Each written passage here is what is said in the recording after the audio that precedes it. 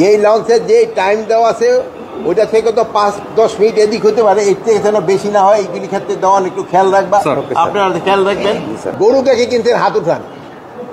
কারা কারা গরু কিনা হয়েছে?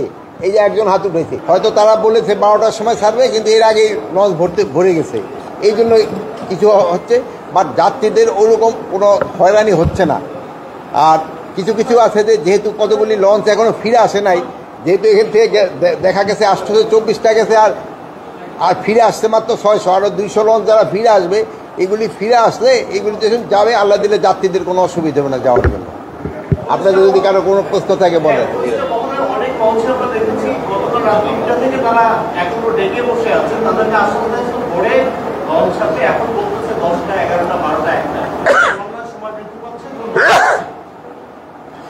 যেই লঞ্চের যে টাইম দেওয়া আছে ওইটা থেকে তো 5-10 মিনিট এদিক হতে পারে, এর থেকে যেন বেশি না হয় এইগুলি ক্ষেত্রে দেওয়ান একটু খেয়াল রাখবা।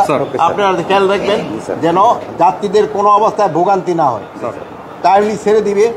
অনেক সময় তারা ওই যাত্রী বেশি নেওয়ার জন্য দেরি করে, এটা কোনো অবস্থায় বরদাস্ত করবেন না। আমি তো ভোর 5টা থেকে এখানে কাজ করছি, সেই জায়গা থেকে বেশিরভাগ যাত্রীদের অভিযোগ, স্বস্তির কথা আপনি যেমনটা বলছিলেন সেটি নিঃসন্দেহে এবার খুবই ভালো। কিন্তু যাত্রীদের সবচেয়ে বড় যে অভিযোগটি সেটি হচ্ছে যে লঞ্চ ছাড়ার কথা 8টায় কিংবা 7টায়, সেই জায়গায় লঞ্চ আছে 3 ঘন্টা, 4 ঘন্টা, 5 ঘন্টা পরে। এটা যেন কোনো অবস্থায় না হয়।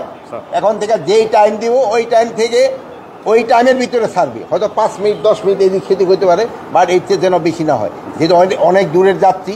আর যেসব যেন ওভারলোড না করে ওইটার দিকে খেয়াল রাখবেন, যেহেতু নদী পথে যাত্রা, বৃষ্টি ফিষ্টি হচ্ছে, ওয়েদার যে কোনো সময় খারাপ হয়ে যেতে পারে। গতকাল মহাখালী বাস স্ট্যান্ডে একটি অনাকাঙ্ক্ষিত ঘটনা ঘটেছে, আমি জানি না আপনি জানেন কিনা। সে হচ্ছে যে এক সাংবাদিককে সে যখন হচ্ছে যারা টিকিট কাউন্টার রয়েছে, যারা দায়িত্বে রয়েছে, তারা হচ্ছে যখন আপনার হচ্ছে টিকিট দিচ্ছিল না, সেই ইস্যুতে যখন কাভার করতে গিয়েছে তখন সেই সাংবাদিককে হেনস্থা করা হয়েছে। এবং আমি সকালে নিজে এখানে কাভার করেছিলাম, যেখানে হচ্ছে যে ভোর 4টা থেকে যাত্রীরা দাঁড়িয়েছিল, সেখানে হচ্ছে টিকিট কাউন্টারের পিছন দিক থেকে টিকিট বিক্রি করছিল।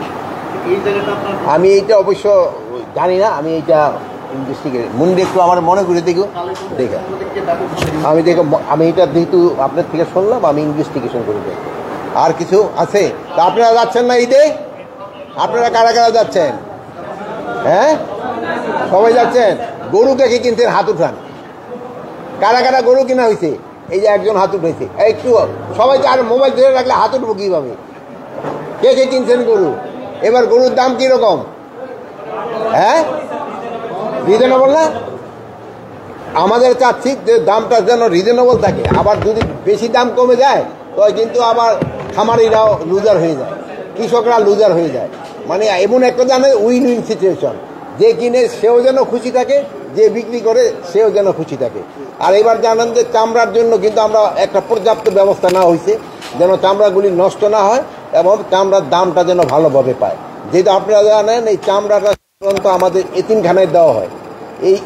এই চামড়াটা অনেক সময় বিভিন্ন কারসাজিতে অনেক সময় টাকাটা পায় না, অনেক চামড়া নষ্ট হয়ে যায়।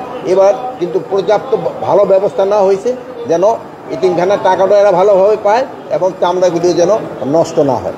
তা আপনারা সবাই ভালো থাকেন। আপনাকে সবাই অগ্রিম ঈদ মোবারক।